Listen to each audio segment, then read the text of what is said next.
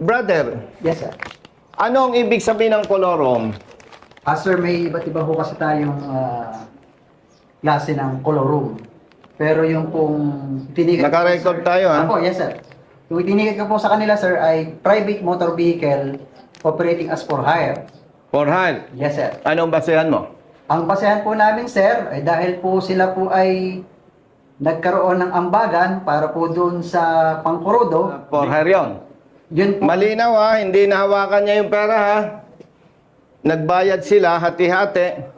Ay Sa'yo, for hire na yon. operating as for hire po. Sir, excuse me. Hindi po namin sa kanya binibigay yung panggas.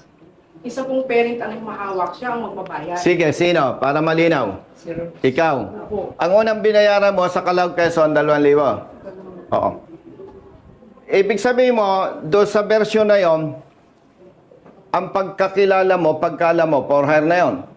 Operating as for hire po. Operating as for hire. Opo.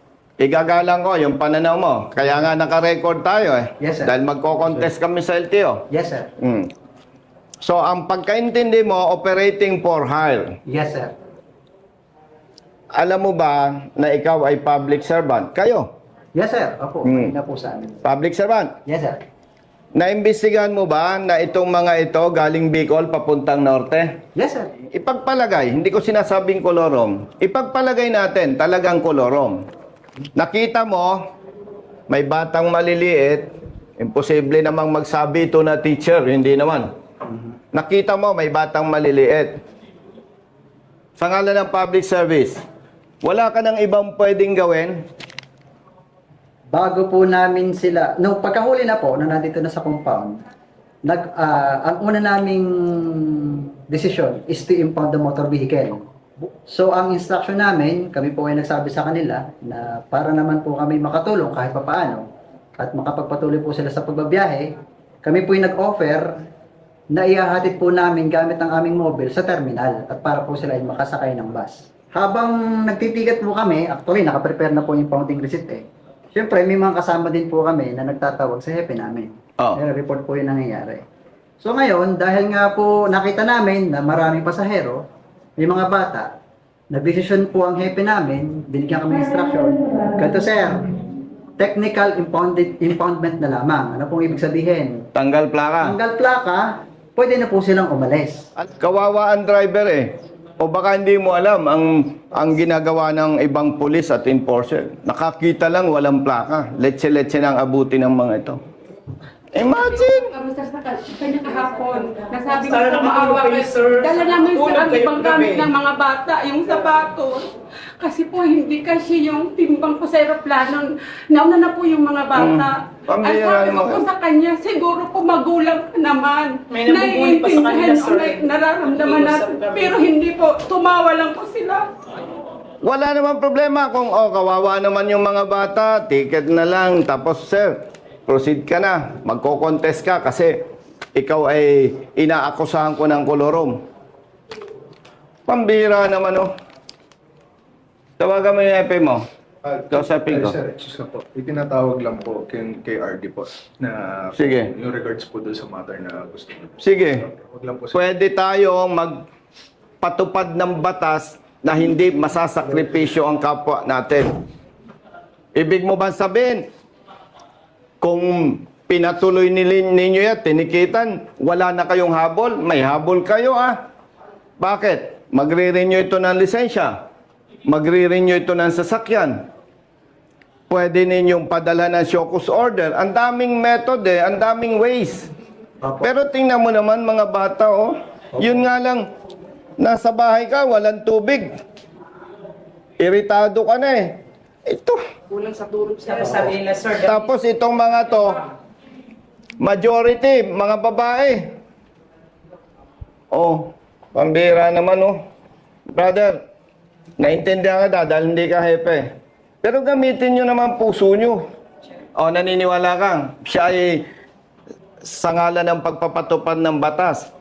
Siya ay suspect pa lang na nangungulorom. So, Hindi. pwede ho mapatunayan na siya kolorum o hindi. Ano? Yon, ibig sabihin, from that words, hindi ka pa siguradong kolorom nga. Opo, pero... Yun ang sinasabi ko sa iyo, brother. Opo, opo.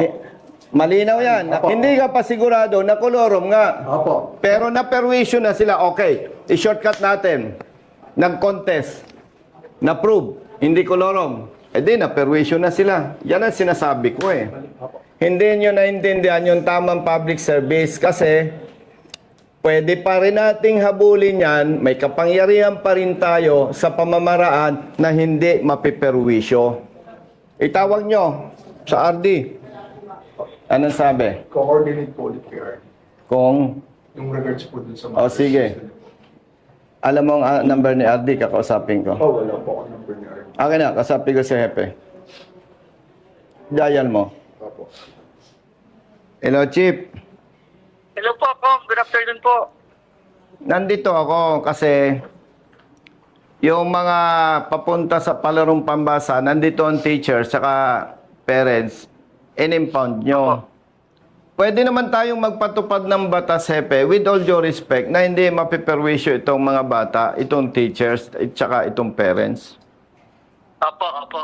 Balik kong ano po yan, isinangguni ko na rin po kay RD po namin. Ang advice po sa amin ni RD is para po makatuloy pa rin sila, ma'am, sa kanilang pupuntahan, is imbis na physical impounding po ang gawin namin, ay yung plaka na lang po. Naintindihan kita, pero mali pa rin eh. Opo, opo. Ang layo-layo ng biyahe. Sige, tawagan mo si RD. Opo. Sabihin mo, nire-request ko, ibigay yung plaka para makabiyahe ito ng maayos at hindi abalahin ang mga pulis at enforcer sa biyahe. Kasi may ticket naman eh. Tapos tawag po ako ulit. Sige. Pakibilisan mo, Thank you po, kawawa itong mga to. Thank you po, thank you po. Dapat pala, ang katulad niya, BO-BO. Makikisakay na lang kayo. Kanya lahat ng diesel. Yun nga po sir, ang sabi ko sa kanya, na hindi naman kayo maniniwala na sasagutin ko lahat. Kasi sa akin na nga ako yung van, ako pa nagdadrive, simple sabi ko, Kita nyo? sila naman ang mag-ano. Kita nyo ang problema, no? Kailangan pala BO-BO ang may-ari ng sasakyan na bawal kayong mag-share ng panggasolina o diesel. Pasensya na kayo ha, talagang malaki ang problema natin sa ating sistema. Alam ng Diyos, hindi ko binalak pumasok sa politika. Pero nakita ko ang pang-abuso, pang-api, at maling pagpapatupad ng batas. Kaya ako'y pumasok sa politika. Naging congressman ako. Bakit naghahangad pa akong magsenador?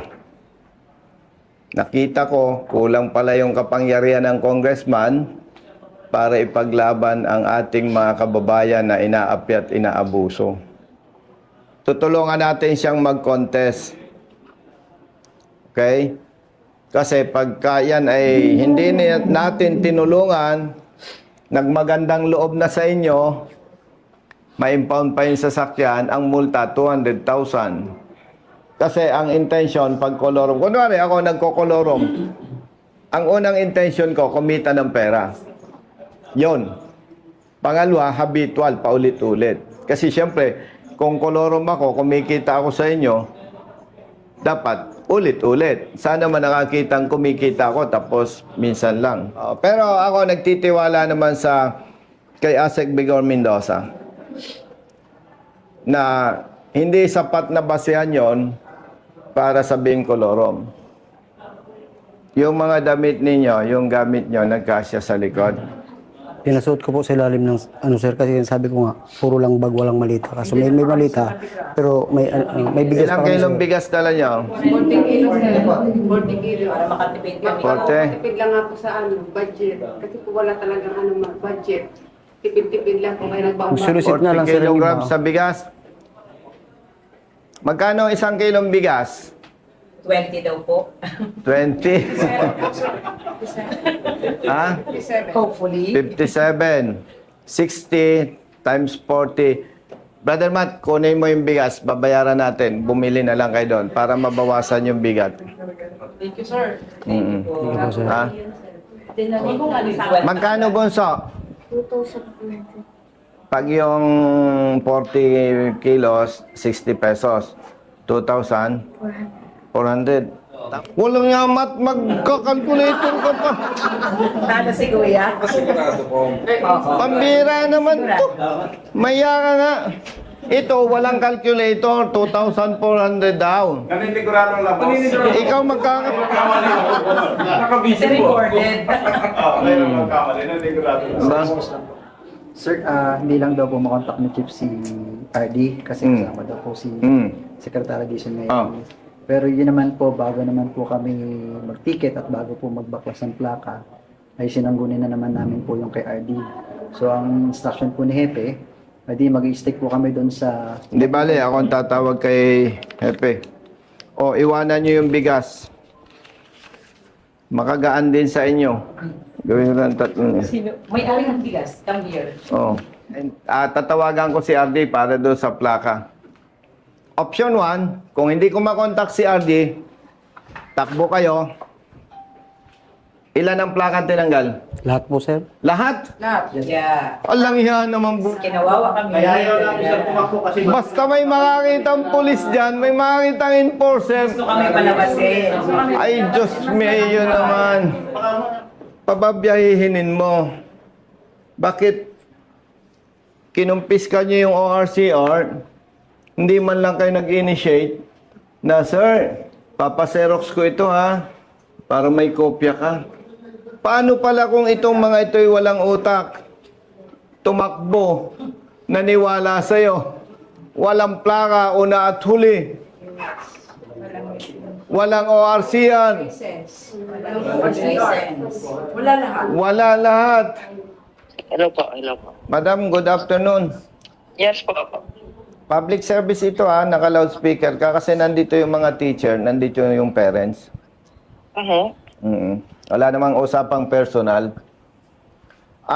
Nandito pa sila kasi ang kinakatakot nila, 2 plaka pala ang tinanggal sa van. Ay imagine madam, real talk tayo. Papunta ito ng Lawag City. At dadalo sa palarong pambansa. May 3 bata dito, kung hindi ako nagkakamali, mga 6 years old, 10 years old. Tapos, 4 na teachers. And the rest, parents. Ay, kaya pala kagabi pa, hindi sila makaalis-alis. Alam nila ang sitwasyon. Pag tumakbo ang van, walang plaka, baka 3 araw na sila sa biyahe dahil lahat ng dadaanan nila na may pulis, lahat ng may enforcer, paparahin yan. Ang haba-haba ng kwentuhan. Ngayon, pinapatawagan ko siya kay District Officer, si RD. Mukhang may event. Tinatawagan ko si Executive Director, parang may conference, hindi nasagot. Ito naman madam, sa ngalan ng public service, may ticket, alleged colorum, may holding pa rin ang LTO kasi magre-renew ng sasakyan, magre-renew ng lisensya. Ang request ko sana dito sa LTO dito, huwag kakalimutan yung public service na hindi naman mga kriminal tong mga to. Kagabi pa, kahapon pa na dito. Ang request ko, sa ngalan ng public service, with all due respect, ipa-release ninyo ang plaka dahil talagang baka abutin to ng 3 araw o 5 araw. Ang layo ng Lawag. May dito kaya silang copy ng ORNCR? Siyempre, may ORC yan. Nandiyan po sila, sir. Kinuha po nila. Kinuha ng enforcer. May kopya pa ang driver. Wala po, sir. Walang kopya na ang driver. Wala po, sir. Naku, lintian yan. Wala nang kopya ang ORCR itong driver. Kinumpis ka ng enforcer nyo. So ganito na lang po, sir. Yung copy ng ORNCR, papa-photocopy na lang po dyan sa LTO San Pablo. And then, ipa-ano na lang po namin ang plate. Then kung ano po, pwede naman po silang mag-file ng protest.